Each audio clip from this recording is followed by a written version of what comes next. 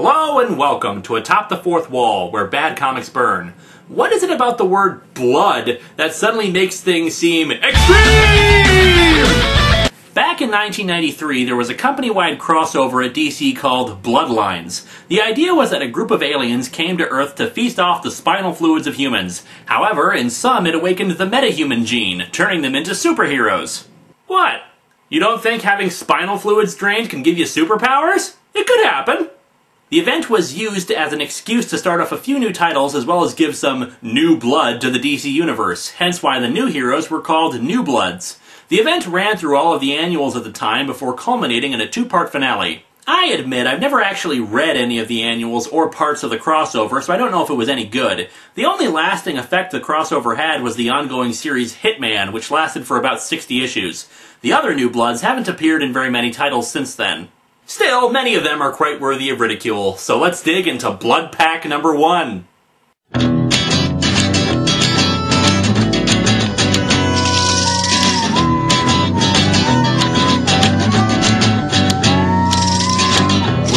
to Atop the Fourth Wall, where bad comics burn. Linkar's gonna teach you all a lesson you won't learn. Rusty, you're not the smartest. Liefeld, you're not an artist. Anyone who said a bad comic published, it could be your turn.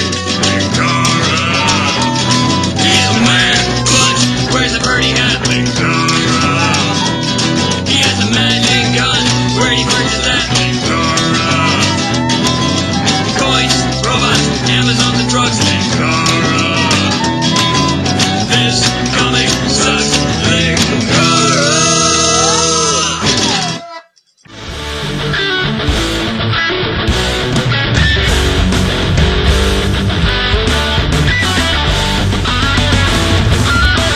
This cover is claustrophobic. The Blood Pack title isn't capitalized, and its color scheme matches most of the rest of the cover, so it's barely noticeable. Furthermore, instead of having the standard team shot that would have been just fine if a little boring, the normal shot is cramped down the middle of the cover and showing monitors all around it featuring guys with Liefeld-like proportions and bizarre orange armor. The bottom screen features an odd image of the character Jade and two others whom I can only presume to be Quicksilver and some bald guy. Seriously, what is it with all the mysterious bald heads on covers? We start off with this scene of a purple alien with a cow skull head and orange butterfly wings slicing up one of the New Bloods. Whew, well, this comic took forever. See you next week. They were a new breed of heroes, empowered by a band of feasting alien parasites. These New Bloods sent the aliens packing, but not this time. This time it'll be DC's normal stable of heroes that does it. The purple alien stands over the dead body of who we later learn is appropriately named Mongrel, and it talks to itself. The revenge is sweet, yes, and complete. Apparently they hired the Beast Wars Megatron to play the alien. Yes. A caption box in purple informs us that, here comes Loria, get the whole steel morphing bit. And of course, the woman named Loria does come down and her skin transforms into steel. Colossus, Loria, charges at the alien as the caption box says nonchalantly, cool, we can't buy effects like that. Actually, in 1995, I'm pretty sure you could buy effects like that. Anyway, Loria gets her arms around the alien's huge neck and somehow manages to snap it. How do we know it snapped? It makes a skinch sound, while the neck and head remain perfectly straightforward. Also, the thing seems to have chocolate milk for blood, since all the blood that comes from this thing is brown. Bravo, comes a voice from off-panel. We suddenly switch to a nondescript room where we see the two members of Blood Pack along with a third, the confusingly attired Ballistic, all wearing weird-looking visors and wires attached to various parts of their bodies. So it seems that entire thing was a virtual reality simulation. Yeah, you can't buy effects like that. Before I return to the crappy dialogue, let's just comment on Ballistic here. Ballistic is apparently a Korean-American, according to Wikipedia, and is an armed and dangerous vigilante. So, what? Did the alien bite grant him the power to buy guns and choose ridiculous costumes? It's an all-red ensemble with a head mask that opens up for his hair and face, which is also red, by the way. On his torso, he has various grenades, pouches, and a pointy, multi-layered shoulder pad. And once again, only on one shoulder. Extreme? No! Stupid! Ballistic berates Loria. You killed it, but it killed us, thanks to your showboating. What showboating? All she did was leap down from somewhere and hug the damn thing. Seriously, is this a prerequisite for any team book? One member must be yelled at by the leader, be it for legitimate reasons or not? They did it in Youngblood, they've done it in Teen Titans numerous times, hell, even Star Trek did it! Loria tries to defend her attempt at hugging the creature who killed her loser teammates. My objective was to... But Ballistic interrupts her. Cover your teammates, Loria!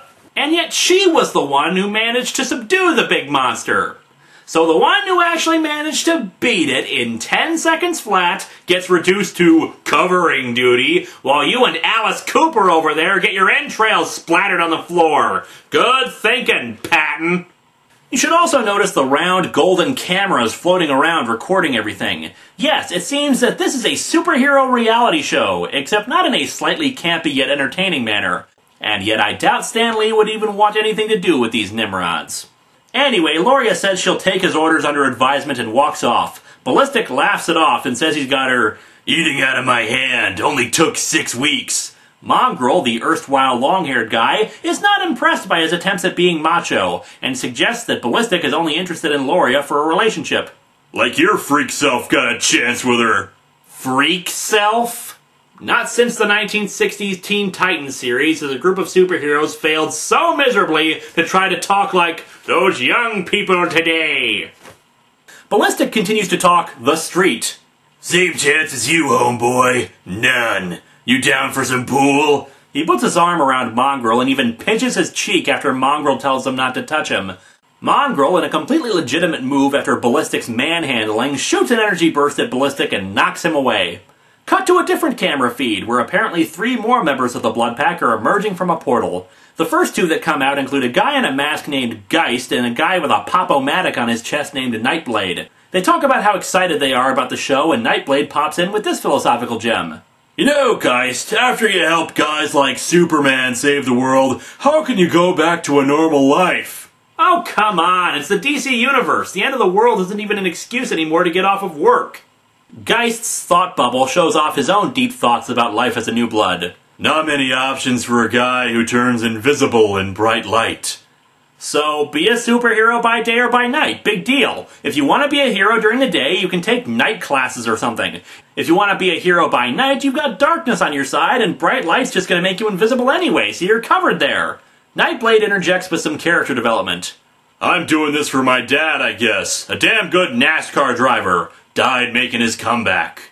Well, if Civil War Frontline is any indication, then it's a pity that Captain America knows nothing about him then. Yeah, I haven't quite gotten around to fixing it yet. It seems that the third person who emerged from the portal is actually the director, since he yells, "Cut!" He then tells him it was boring. Oh wait, maybe that was me. Nightblade is upset by this turn of events. Rot you, man! My father meant a lot to me! Rot you? You know, at least when Battlestar Galactica made up the word frack, it at least sounded like the word they wanted to get past the censors. Rot isn't exactly the kind of curse word I expect grown adults to be throwing at each other. The director, obviously showing his experience in such matters, tells the two, television is a visual medium, but hey, I'm only the director. You and the Invisible Man try the entrance again. A visual medium? Oh, and here I thought it was a smelling medium. Thanks for clearing that up, Mr. Director Pants. So Nightblade cuts off his own hand and... Wait, huh? But it's okay, since apparently his arm regenerates right after that. Steven Spielberg here loves it, but says it'll never make it past the censors. I'm sorry, but everybody's pretty nonchalant about the fact that he just cut off his own hand. If you're gonna cut off your own hand, you better follow it up with this.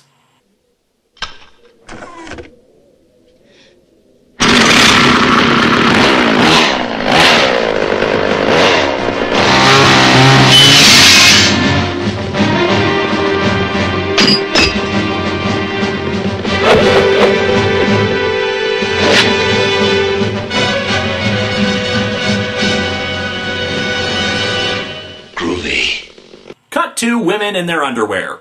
Ladies and gentlemen, the reason this comic was made. Even the camera's narration caption tells us, Check this out. Cool cheesecake shot in Razor Sharp and Sparks' bedroom. Sparks, spelled with an X instead of KS. Because poor literacy is cool. Razor Sharp complains about the outfit they want her to wear, which is clearly a bathing suit in the same vein as sultry teenage super foxes. Sparks is laying on her side on the bed, obviously in a pose designed to imitate a swimsuit model, as she giggles. I can't wear this one. My costume's built in. But what did you expect, Razor? This is a show about superheroes. It's funny when we're objectified. Razor Sharp's own superpower is demonstrated as her arm forms into a blade and she rips apart her costume. Hey, wait a second. The costume she's holding changes between the panels. And looking back at the credits page, I notice no credit for an editor. That explains a lot. The women exchange confusing banter next. A documentary, Sparks, you know, reality. Granny used to say, superheroes are part actors, part boxers. Part actors, part boxers. Always knew Mr. T was a superhero. Just because we've got identities to protect doesn't mean we can't get to know each other. What secret identity? You're pale with long electrical blue hair and you glow. Razor Sharp grabs Sparks and leads her into the closet to get away from the cameras. She talks about how she doesn't want to broadcast her background, which Sparks instantly translates as meaning she's on the run from the law, but Razor Sharp puts that theory down. She says that, the only reason I'm here is my friends thought it'd be cool. Well, at least we don't have a tagline across the cover that says, the next generation of heroes. The camera moves the closet door to the side, despite lacking any kind of arm or enough mass to move a folding closet door, and Razor Sharp naturally gets upset about it. Leaping cameras everywhere! Paris Hilton finally fights back! Switch back over to Ballistic and Mongrel, and they're still fighting! And then over to a room with lots of computer screens tinted green, along with some bald guy in a business suit named Baxter. He talks to a woman and some guy in a keffiyeh. Baxter tells them to trust him since it was his idea to take advantage of the goodwill the New Bloods generated during the alien invasion. Ah, so we're looking at the DC offices. Now you've got New Blood bodies for your little science fair project, plus a kickin' team that oozes Q ratings. Yeah, pop culture will never fall out of love with a guy named Mongrel. The other man complains about Mongrel.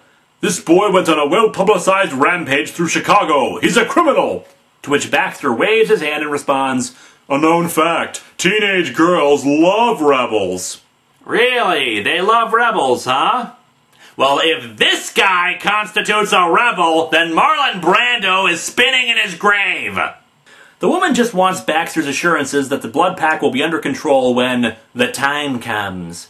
Meanwhile, Ballistic, X vs. Ever, goes on the prowl for Mongrel. I'm on your tail, boy, with my new dual-chambered tritium taser. Wow, that means absolutely nothing to me. Ballistic wanders into a room with catwalks and technology all over it. All of a sudden, Ballistic sees a group of heavily armored goons attacking Mongrel. One of the men confusingly shouts, "We're losing stasis!" So there's a stasis leak then? Oh, Red Dwarf. I am such a nerd. One armored man, identified as Devlin, releases Mongrel and says, you were told this area's off limits, Ballistic. So what exactly is the plot of this show anyway? A bunch of superpowered dorks hang around a facility in a limited amount of space and don't actually do anything but train? Yeah, I can see Nielsen boxes lighting up with this winner. Or they're just waiting for sweeps for them to actually act like superheroes. Flip to the next page, and here we see Ballistic being chewed out by Jenny Lynn Hayden, aka Jade, daughter of the very first Green Lantern. She reminds him that it's in his contract that he's not allowed beyond the training and living areas. I can just imagine the promotional posters for this show. Thrill as the Blood Pack spends a rainy day watching TV. Gasp as they don't fight any supervillains and just yell at the cameras. Watch their bone-chillingly predictable lives, completely censored for your protection. Ballistic, horrifyingly enough, has discarded his costume and is now wearing a tank top and shorts, yet he's still as red as a Washington football team. Jade tells him that the reactor that powers the building might have been damaged in their brawl, while in the next room the rest of the Blood Pack are all confusingly in the same room together. Mongrel hits on Loria, who is meditating in the tranquility, peace, and quiet of a room where two other people are watching TV. Jade offers them help as both an actress and a superhero. So I can guide you through this, if you let me. Mongrel responds for no apparent reason, "Like a freaking prison!" Great, the comic is just randomly shouting lines now. Why don't you talk about punk being death and crime, or shouting about how you need scissors? Jade lets him know that there are other new bloods who would be interested in the show. But here comes the really laughable part, since Jade suggests this wonderful purpose for the show. With this show, the Blood Pack can influence a whole new generation of metahumans. Yeah, why would metahumans want to be inspired by people like Superman or Wonder Woman when they can be inspired by Ballistic and his dual-chambered tritium taser? Ballistic and Nightblade are just as unimpressed by this talk of inspiration as Ballistic proclaims, "God bless America," and Nightblade starts singing, "We are the world." Jade, where did you scrape these idiots up from? Geist asks, Jade, exactly what am I supposed to be doing? Oh, geez, nobody read the script, did they? Jade walks off, telling him to meet her with her later since she has to talk Adrian out of quitting. Huh? Razorsharp proclaims, "Holy spit, we're on TV! Holy lame swearing censorship, Batman!" And furthermore, isn't the purpose of this team to be on TV? The team crowds around the television set, which starts its advert.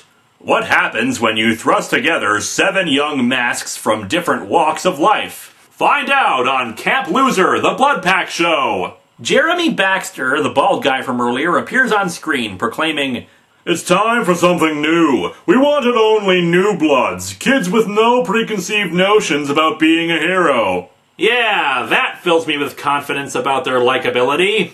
Next we have some reactions from people, including Superman. Superman here is depicted in his mullet stage, but I still have to laugh since the way his hair is drawn, with every separate strand like it's been freshly washed. It makes me think he's gonna shake his head and shout, "Pantene Pro V!" What's my opinion on exploiting powers for personal gain? What do you think? Gee, Superman, you're right! By the way, how's that cushy job at the Daily Planet working out for you? You know, the one where you write up articles at the speed of light about Superman that only you are able to write because you're Superman? What a dick. The next reaction is from 2 members of the super team, the Conglomerate. Get your own shtick, Blood Pack! The Conglomerate was here first! Yeah, and you were forgotten first, too. Seriously, I had never heard of them until this comic, and their Wikipedia page is smaller than Blood Pack's, surprisingly. Next is some random general who's worried about the connection between the new bloods and the space parasites. Yes, they saved the planet months ago, but what have they done for us lately? Sure, they saved the entire world, but the statute of limitations on that is like a week. The camera caption brings us over to Germany, where a group of yellow-armored individuals called the Demolition Team attack a nuclear power plant. They talk for a bit about why they're attacking the place. You forget seeing Coast City wiped out? Seeing your family, your past obliterated? For those unaware, during the end of the Death of Superman and Reign of the Superman arcs, Green Lantern's hometown of Coast City was destroyed by the alien despot Mongol. Making you want to wipe out all the other things that destroy the Earth? Yeah, thing is, nuclear power in and of itself actually seems to be just fine environmentally speaking. The only problem that results are from spent fuel rods, which we wouldn't have if we were allowed to have breeder reactors, thank you very much Jimmy Carter, or when there's some sort of accident. You know, an accident like somebody destroying the nuclear power plant like you morons are doing! Blood Pack suddenly arrives on the scene. Wow, they're actually doing something! You want to protect the Earth? Recycle! Huh. 5 idiots with superpowers talking about recycling. This is just Captain Planet with an even more boring story. Nightblade yells, "The Demolition Team figures those losers survived Coast City's destruction." Well, you'd know losers, wouldn't you, Nightblade? And here we actually see what Nightblade's other superpower is besides self-mutilation. He can toss multiple throwing knives in a single arc. That's it. He throws a bunch of knives at a group of armored terrorists. Yeah, metahumans across the world are just so inspired right now. Loria jumps into combat while Mongrel comments on his dating prospects with her. Too psycho for me. Lights on and nobody's home. Yeah, I'm sure that's why she was the one who won your little virtual boy fight earlier while you got your intestines ripped out. The cameras switch over to Razorsharp and Geist, who are inside of the power plant. However, everything seems to have been transformed into a green biological system with vein-like coverings everywhere. However, an earthquake starts up. The Blood Pack falls into a cavern that's opened up, and Loria grabs hold of Sparks' leg, asking for help. Sparks says she'll try, but before she can, a rock hits her right in the coconut and she starts falling. Loria manages to grab hold of a rock, and Nightblade, for some stupid reason, thinks, "Loria left her to die!" No, she saved herself as quickly as she could, since there was no way she could have helped the falling woman who had a concussion. This is getting too real! Then Nightblade starts falling, and again his thoughts reveal his utter stupidity as he thinks for no particular reason, real! Razorsharp tries to contact the others as the tremors stop, and she looks at some unseen computer, stating, "This computer! No binary code I've ever seen! Almost alien!" My god, it's Linux-based! And so our comic ends with somebody saying, "Ballistic, I'm picking up some readings that are hard to miss." Readings from what exactly? It's not like they're carrying tricorders or anything. "The reactor's opening. You get the feeling this wasn't staged?" Oh, great. So it turns out that the only reason the Blood Pack actually did something other than sit on their asses at their base was because it was a staged battle? This comic sucks. It's stupid, the characters are dullards, and the idea that their fights are set up for them makes me long for the proactive heroics of Youngblood.